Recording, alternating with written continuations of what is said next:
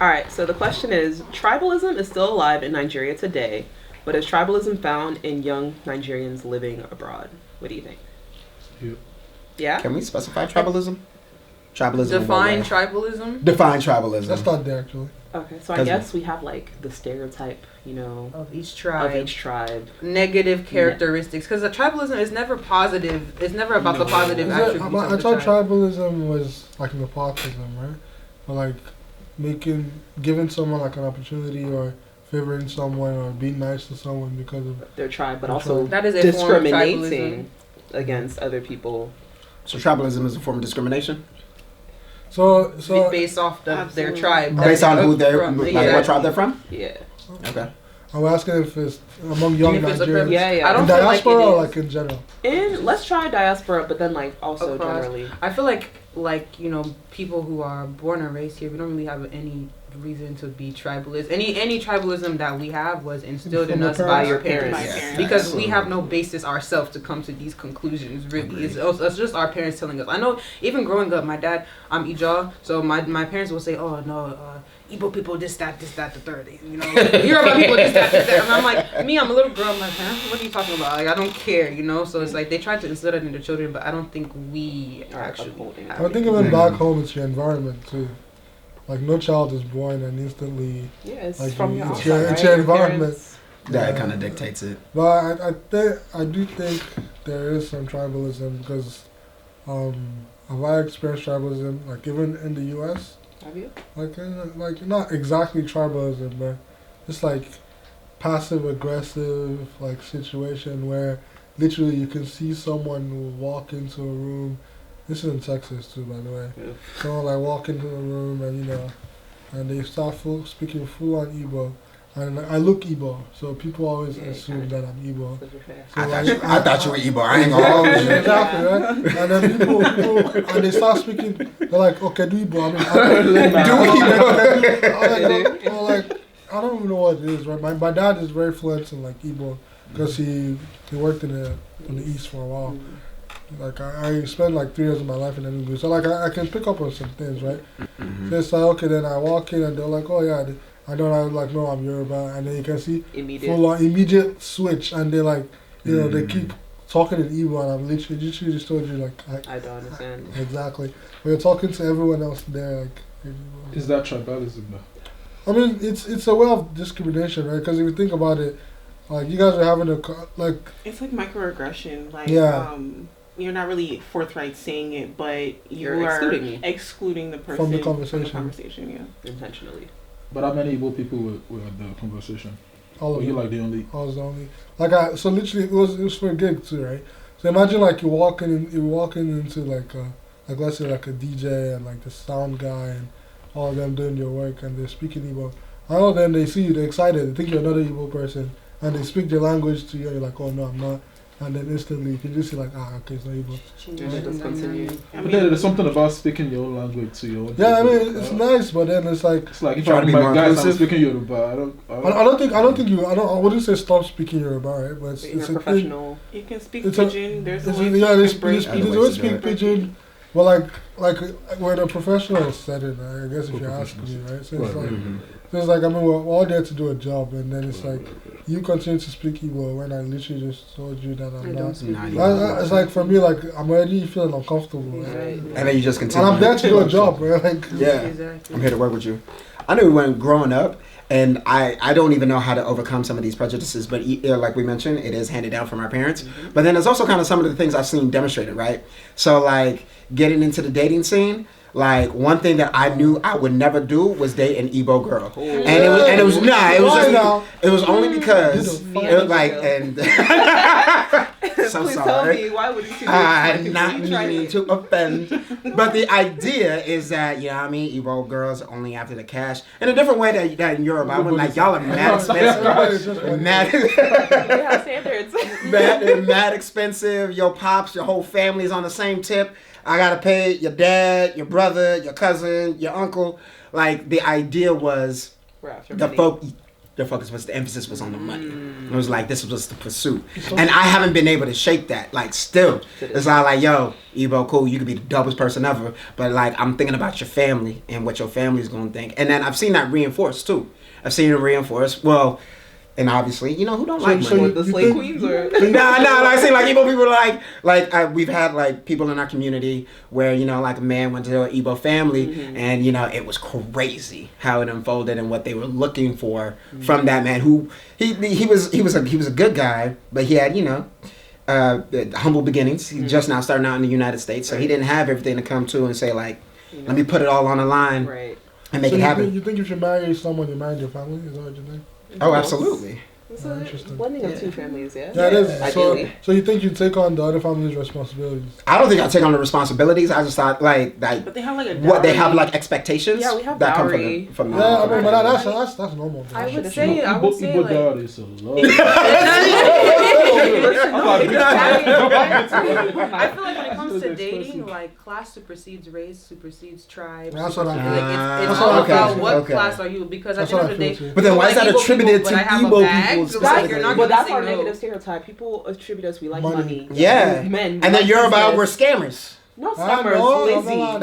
You ever heard that Yoruba people are scammers? Never heard that. No, we like to party. Like I don't know if you call it lazy or whatever. It's like Owambe. It's like party. I'm very chill. That's like the stereotype of Yoruba. But everyone's like, you're chasing money. And I'm like, is that a bad thing?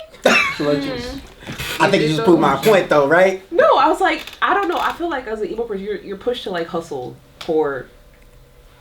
To be honest, I think I'm Nigerian. Yeah, but what about the Yoruba training now? Yeah, I think this is just stereotypes. Yeah, kneel down. I'm saying, like, I'm Nigerian American. My mom is black. My dad is Nigerian, but I was still raised in my dad's household with my stepmother. She raised me as a Yoruba girl, and the Yoruba training is crazy. So you have to understand, like, there's stigmas for that, but then there's stigmas for us too. So the Igbos, they probably look at the women like, oh, they're very tough to deal with. You have to be able to respect me, like, and stuff like that. So I will say, like, my mom, I've said it before, like, half of my dad's side is like Yoruba. So like when she was marrying in, a lot of like elders, the Yoruba ones, they're like, oh, you need to come in, you need to kneel down, you need to do this. And she's from Enugu, like proper. Yeah. She's like, who the hell are you? Like, she was like, I don't kneel down in my father's house. Who are you that I'm going to be coming here and like kneel? And it was like a big culture clash. Like they're like, it's a respect thing. She's like, I've greeted you. That's respect enough. Like I don't understand what all this. Kneel down, bow my head to the ground. But that's another form of tribalism too. Like, how can you enforce your tribal, rituals or routines on someone else? Yeah. Like, not everybody does the kunle. Hold on, but you came here. Like, you came here. You trying to get... Yeah, but that's so not everybody knows. That's all too. You know what I'm saying? The son should have been like, hey, she didn't come on her own. She didn't carry her 2 legs. No, she did not. But then she says like, yo, I like you. See, that's so when you ask me about the family, and like, and about the customs, so like, right now. Personally, I don't think you marry into. I think you marry into a family, but I think adopting the culture is up to you. Everything. That's no, but I don't think it's wrong to say like, okay, these are your customs. I bet, like, yo, I think you have to respect the culture of respect. You have to respect. If you have to kneel down to you don't have to enact it though. I think it makes sense. It's the culture. I think that's like on a person by person basis. I think if you want to, fine. If you don't want to, and your partner is cool. That's both of you need to figure that out. Right, but when it comes down to like the youth, like if we're raised in a certain scene, like at home, like Yoruba culture, and we're used to those customs and stuff like that, and we bring a friend with us home. Exactly. They're not even married, though. Do we let the friend post that on them, or say like, you know what, you're going to my house, this is how my parents are, you need to greet them this way and that way? What if it's against their beliefs? They don't need to come to your house. But that's not always the case, though. Hold on, now there's a room for leniency.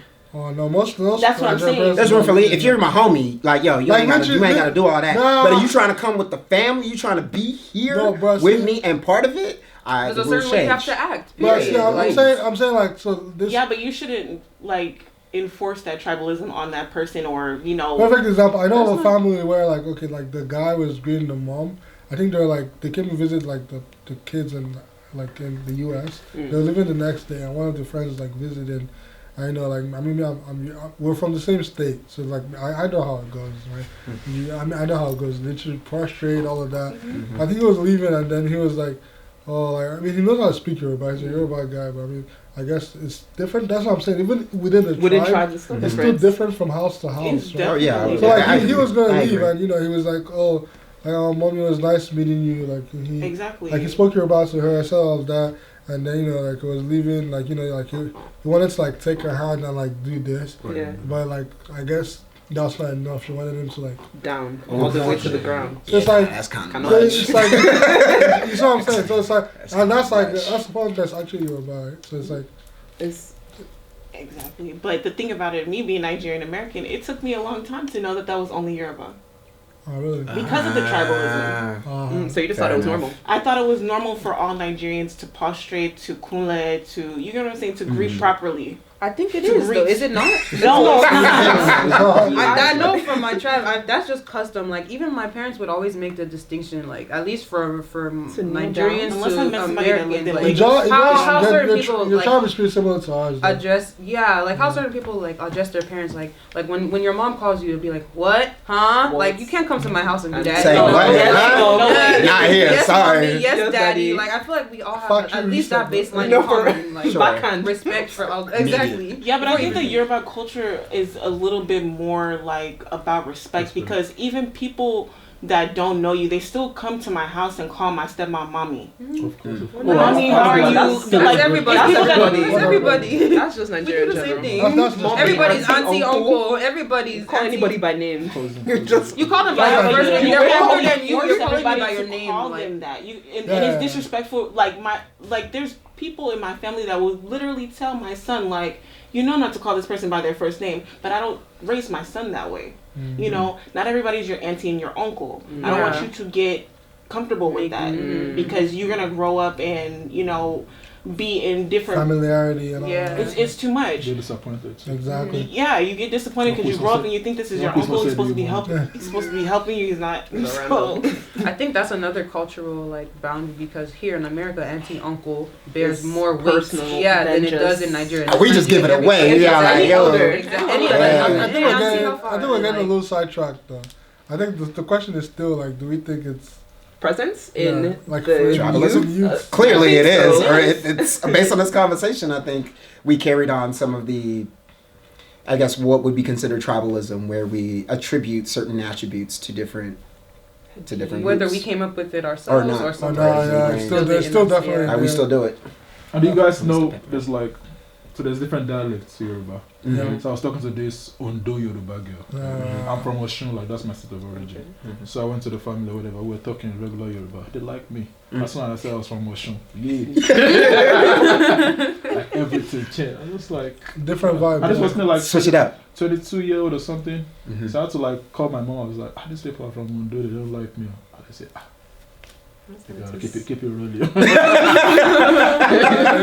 So moms is not that's just how it goes. What do we call that? I think that's what tribal that. Because that's still Yoruba. That's still Yoruba. It's still tribalism though. It's like tribe. Your tribe is Ondo. We have the big tribe. We have the big tribes, and then you have sub tribes within the big tribe. It's not said I was from Oshun. It's immediate. They have beef. Yeah. Do you guys let that affect you already said your dating, marriage, for me, no. friendships? So I feel like tribalism has affected it a lot, because especially when I go to a Christian church, but Yoruba Christian church. So growing up calling everybody auntie and uncle, I never knew that half of these people were not really my cousins at all. You know what I'm saying? So when in high school and stuff like that, where you know what I'm saying, where you start thinking people are cute and stuff like that, they were off limits because that's my cousin. Oh God. Actually, Okay, I kind of understand that though. I got you on that. Because you know the familiarity is too much. It's too much. I know you. I know you. I love with you. How did you feel when you see like, these people are not even my family? I really kind of felt some type of way because it was like a lot of people where we could have gotten close and we didn't get close because you were family. We were family. Could not be me. Well, you're a guy. No problem. But I was gonna say like, so I can remember vividly. I was living in Nigeria. Like this was me and my mom were packing my bag together like 2 nights before I left because we packed for like 2 days. I mean. You know that first time you live in Nigeria. Don't worry about it. That first time you're leaving, you pack the Ghana was going like your actual traveling bag. Yeah. You know the vibe. I know the vibe now. So like, so now we were packing. My mom was like, like that just means don't bring a white woman home. Right? Like straight up. So like, okay, we had that. I was like, Mom, see, anything I bring is what you take, right? I said that there straight up. I was really young then. I was what? I'm not gonna age myself here, but I said that instantly. Like, okay, whatever I bring, I just kept saying, they'll not understand. They'll not want the kids to come. Like, Mom, that's how it works. That's a lot. Like, they're not gonna want the kids to come home and all of that. Like, I'm like, bro, like, first of all, like, these are conversations you have before you get into the marriage, right? Like, it's not like you just marry someone. And then after you not married them. And by the way, how do you feel about exactly? So after you marry them and have kids, is that the first time you not talk about how do you feel about going you missed the mark? Yeah. Like, bro, like that's on you. So I think recently again we had the conversation. I think it's also up to us, like the tribalism still exists, but it's also up to us, like to shift the needle a little bit. Because I was telling my mom. So I mean, my mom is a very strong Christian. I mean, not saying I'm not Christian, but my mom is a very strong Christian. Prayer warrior, like. Something all that. So like I was driving somewhere for like a gig one day, and then I guess it's sad. I'm getting to that age where we're talking about marriage, and she's like, oh yeah, are you talking to? And I was like, nah, just I'm focused on my career right now, money, all that. And then she says, she said the Holy Spirit told me. Oh boy. How did it talk to you? I got questions. And she told me that it's like she quoted like a Bible verse. She said like it's my people, something about my people. I was like, okay, if it's the Bible saying it's my people, then that does not have anything to do with tribe. That has to do with being a child of God. Yes. So the Bible wants me to marry a child of God. So like, don't come and tell me to marry a Yoruba woman. She's trying to say pretty much that like the Holy Spirit told me you should marry a Yoruba. I'm like, no, Mom. Like, so Holy Spirit no Yoruba like this. Exactly.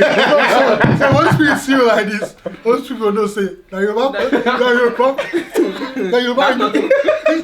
But yeah, like literally, I told her that. So my sister was having a conversation with her like 2 weeks ago. And I think like they got to that topic and like, she was like, oh yeah, she changed my mind about that like a couple of weeks ago, right? She was saying like, oh, like it doesn't matter like who, person just has to be a child of God. But like, so like, and I think at the end of the day, it depends on what matters to you. Like for me, like I just want to marry someone that there are people that fear God and there are people that God is afraid of. Like I just want to marry the one that God is fearing them. Hey. I don't want to marry that one. So I think for me, I don't know, like that's what's more important to me. Because you can marry a Yoruba woman that will give you high blood pressure. You can marry an Igbo woman that will give you high blood pressure. So I don't believe in that. I believe in people. I was going to say I don't see tribes. Don't do. But I do see tribes. Right. But like I believe it's people. Like at the end of the day, the stereotypes are not the people. The people are the people. That's what I think. Personally. I'll say this though: whoever I end up marrying, Igbo, Hausa, no whites.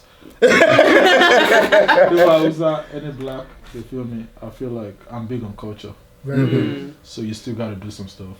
Yeah. Not like say kneel down to greet me or whatever. But you gotta know, even if you can't do it, our kids that we're bringing. They're gonna do it.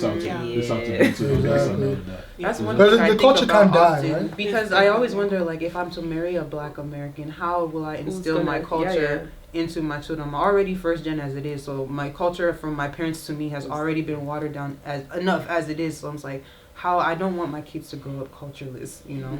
So at that point, my love be white, you know. when your mom was telling you not going but Wale and all that, that's like one of the it's very big for them. They don't want to imagine you send your kid to whatever country you send them to, spending a lot of money. That's for them to return with kids that don't even speak Yoruba. No, but like about the culture. I know, like, you guys say, like, oh, you know, abroad, don't speak Yoruba. I know a lot of people who grow up, not Yoruba people, but, like, a lot of people who grew up in Nigeria, like, especially Igbo ones, my cousins who grew up, they don't speak Igbo. That's even worse. They don't speak... In Nigeria, Nigeria, Lagos cousins grew up, even some in the East, they don't speak a lick of Igbo. Because even us, like, my dad was on this whole P about education, and literally, so we were the family that, you know, like, his siblings would always be like, I don't understand how you're training your children up like this.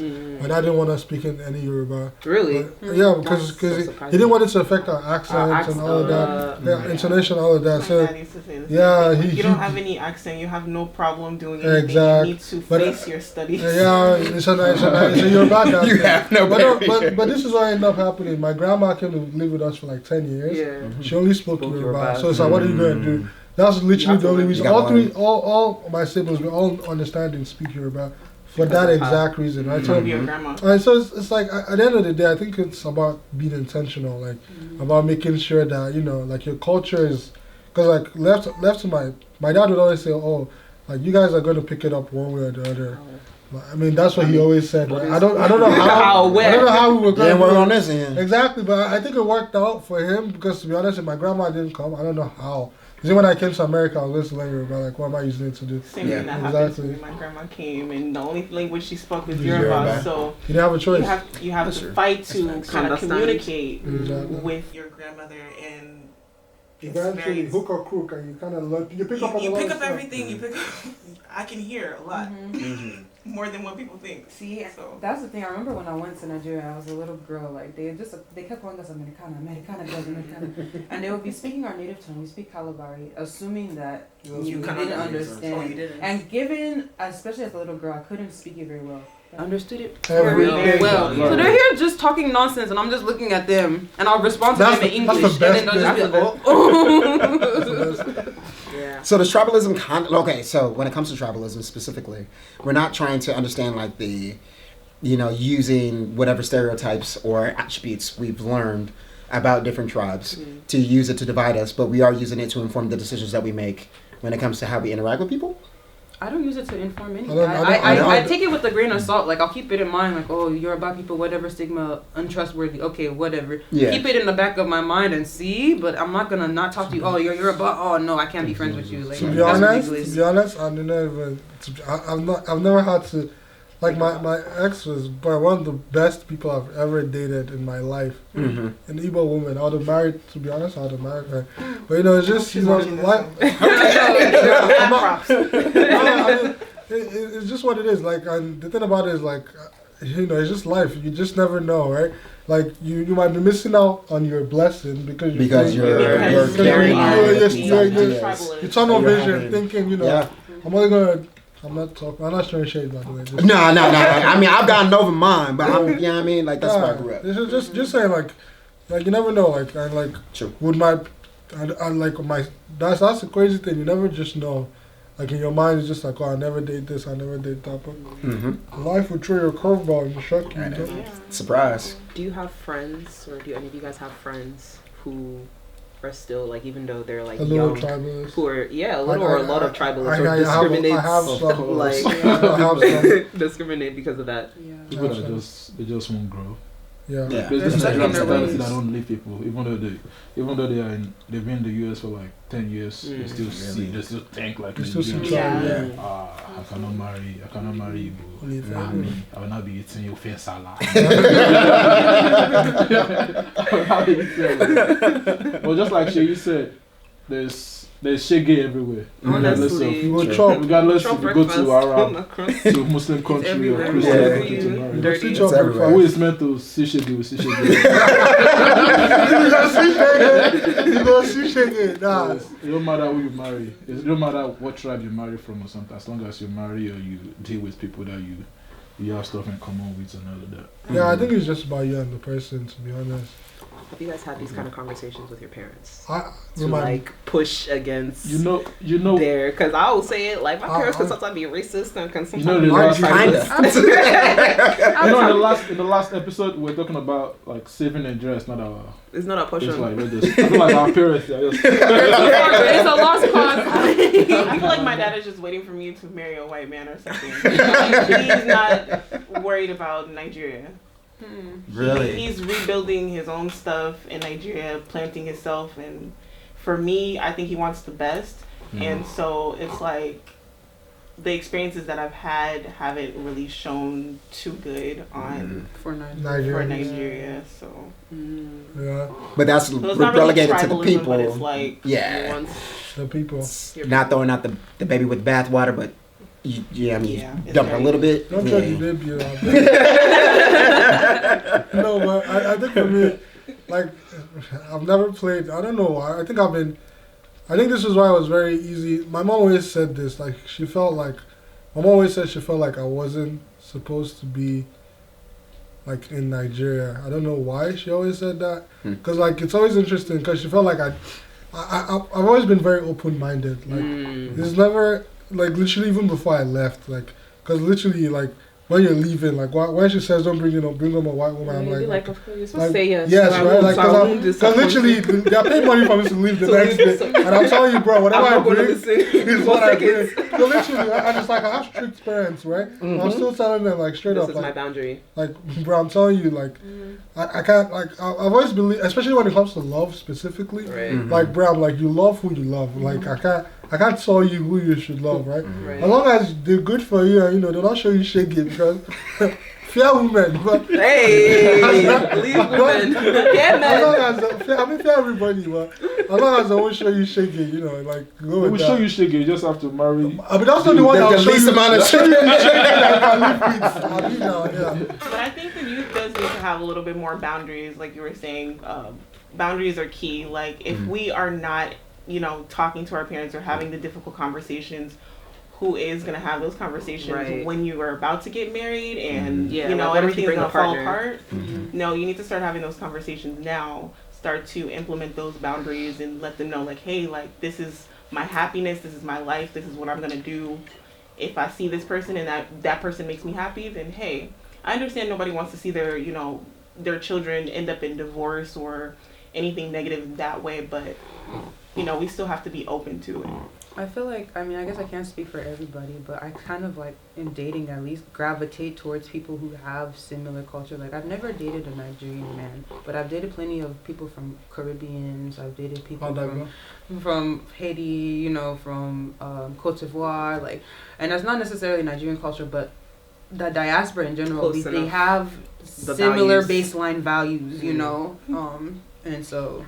I think our parents would at least be happy with that much from us. Yeah. To be honest, as long as I'm happy, they'll be alright.